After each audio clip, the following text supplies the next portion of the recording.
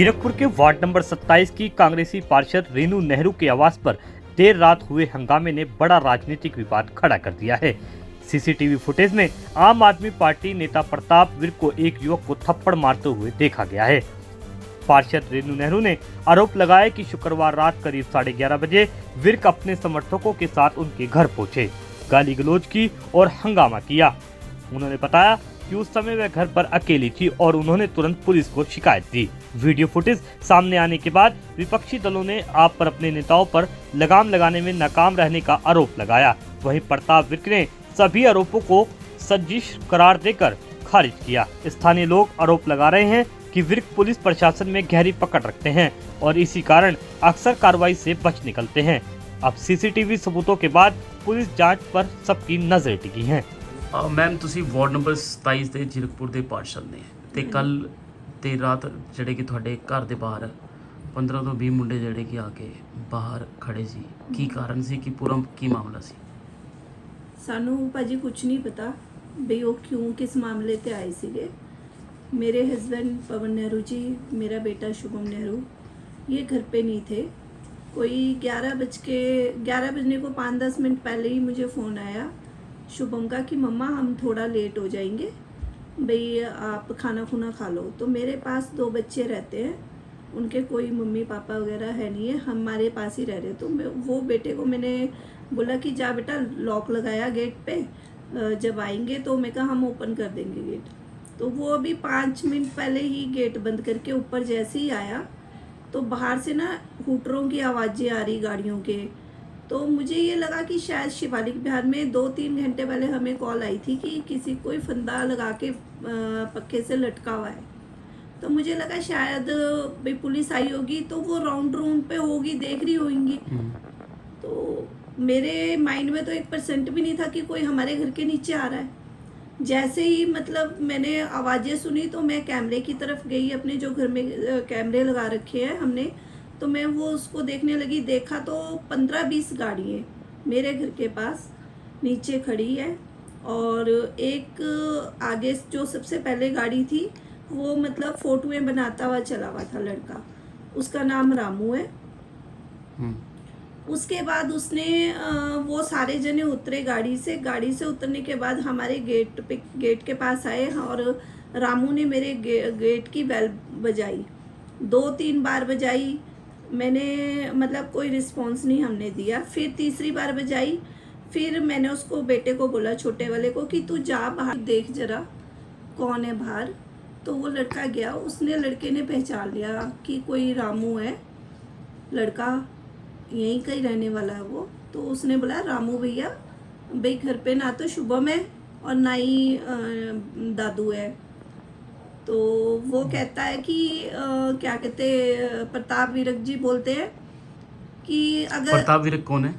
ये आम आदमी पार्टी के वर्कर है और उन्होंने ये कहा कि रामू नहीं है, शामू है, और बड़ी गंदी सी गाल करके बोला कि उनको बाहर निकाल। तो उसने बोला जब कोई है ही नहीं मैं किसको निकालूं बाहर। वो इतना कह के लड़का अंदर आ गया। बस फिर मैंने उसको बोला, मैं कि तू डोर बंद कर दे, उनको बेल बुल बजाने दे। उतने में मैंने फ़ोन किया नेहरू जी को, शुभम को, कि बेटा तुम इधर मत आना, ये गाड़ियाँ लेके आए हुए हैं काफ़ी सारी। उसी टाइम मैंने 112 पे कॉल करी। थोड़ी देर बाद मतलब 15-20 आधे घंटे के बाद पुलिस आई है और जैसे पुलिस आई है उससे पहले वो जा चुके थे और उन्होंने मतलब पूरी तैयारी से आए थे वो। मैडम सीसीटीवी में जो है, जो सीसीटीवी वायरल हुई है, उस सीसीटीवी में ये दिख रहा है वो किसी को थप्पड़ मारते नजर आ रहे हैं। हाँ वो जी, कौन मैं थे, आपको क्या वही पूरा बता रही हूँ।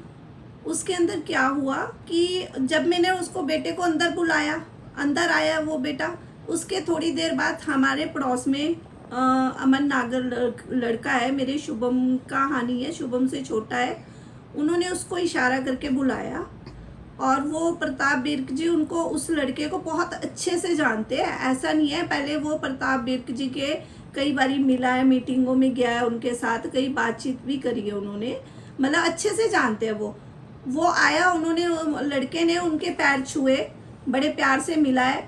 उसके बाद रामू ने बोला कि ये इनका मतलब चमचा है इनका पूरा, रामू ने ये बात बोली है। उसके बाद प्रताप विर्क जी ने उसके थप्पड़ मारे। पहले उसके बाजू को मरोड़ा, फिर उसके थप्पड़ मारा। जैसे ही थप्पड़ लगा उसकी ऐनक नीचे गिर गई। उसके बाद वो उसके 2-3-4 थप्पड़ और मारे। सामने से उसकी मम्मी देख रहे होंगे, उनको पता लगा कि मेरे बेटे को मार रहे हैं, तो वो बेचारे भागते हुए आए हैं। उन्होंने फिर उनको छुटाया है। छुटाने के बाद वो बेचारे लेके गए हैं, और उसके बाद वो गेट के पास प्रताप विरक जी खड़े हुए। उन्होंने गेट के पास खड़े होके गंदी गंदी गालियाँ निकाली है, और उल्टा सीधा मेरे हस्बैंड को बोला है, पवन नेहरू जी को बहुत वो बोला है, बेटे के लिए उल्टा सीधा बोला है उन्होंने। बस मैं प्रशासन से ये चाहती हूँ कि मुझे इंसाफ मिलना चाहिए। शिकायत दी आपने? हाँ जी, मैंने कंप्लेंट कर रखी है। कब की आपने शिकायत? हमने शिकायत कल उसी दिन कर दी थी। बाकी हमने अपने सीएम साहब को भी बोला है, पोर्टल पे डाल दी है कंप्लेंट, डीजीपी साहब को भी डाल दी हुई है। पवन जी, क्या कहें, क्या ये इलेक्शन को देख के, इलेक्शन नज़दीक है, इस करके हाँ जी जी ये सब बिल्कुल सर, ये इलेक्शन आए? को देखते हैं। ये जो प्रताप विरके आम आदमी पार्टी का, ये हमारे यहाँ से एमएलए साहब ने इसको यहाँ इंचार्ज लगाया हुआ है आम आदमी पार्टी का। पता नहीं ये हमारे को डरा के धमका के दबाना चाहता है भी हम यहाँ इलेक्शन लड़ें। हम जनता के नुमाइंदे हैं, जनता के चुने हुए हैं। जनता ने हमारे अंदर अच्छाई देख के हमें वोट डाली है। मैं, मेरा परिवार पूरा, एमसी मेरी वाइफ है, काम करने वाले हम 3-4 लोग घर के हैं। सारा दिन हम बाढ़ में रहते हैं, दिन रात। हमने कभी बारिश नहीं देखी, कभी धूप नहीं देखी, कभी छाँव नहीं देखी। पूरा 4-4.5 साल हम इसी वार्ड में रहे हैं। ये नहीं भी हम किसी को देख के या किसी कोरोना को देख के या कोई 2023 में बाढ़ आई है या अभी थोड़े दिन पहले बारिश हम भाग गए। हम हमेशा जनता के बीच में ही खड़े हैं और जनता के बीच में खड़े रहेंगे। ये लोग हमारे को किसी ना किसी तरह प्रेशर करके डराना चाहते हैं, धमकाना चाहते हैं भी हम यहाँ से इलेक्शन लड़ें। ये सिर्फ इलेक्शन का स्टंट है और कुछ नहीं है।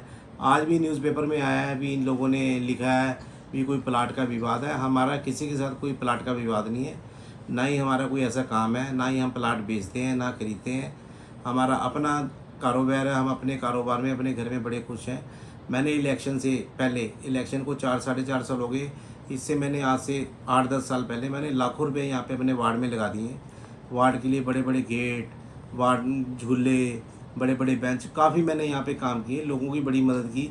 कोरोना में भी हमने बढ़ चढ़ कर काम किया, इसलिए लोग हमारे को प्यार करते हैं और लोग हमेशा हमारे साथ खड़े रहते हैं। दोस्तों को अगर कोई बात होती, कुछ होती तो शायद आपसे दिन में मिल लेते या अकेले बिल्कुल मिल लेते। दिन में इस मिलना तरह के चाहिए। कट करके जो है आपके घर के बाहर खड़ा होना, रेकी करना या वेट करने की वो कब बाहर आए और उनके ऊपर हमारे ऊपर हमला करें। हमला करने की इतनी रात को अगर आए हैं तो ऑब्वियसली है कोई हमला करने ही आ सकते हैं। बिल्कुल हमला करने। देखो सर, आने का कोई उनके उनका पास कोई देखो, हथियार वगैरह भी कोई? उनकी गाड़ी में डंडे रोड पड़े थे। मेरे को लोगों ने बताया उनकी गाड़ी में डंडे रोड थे।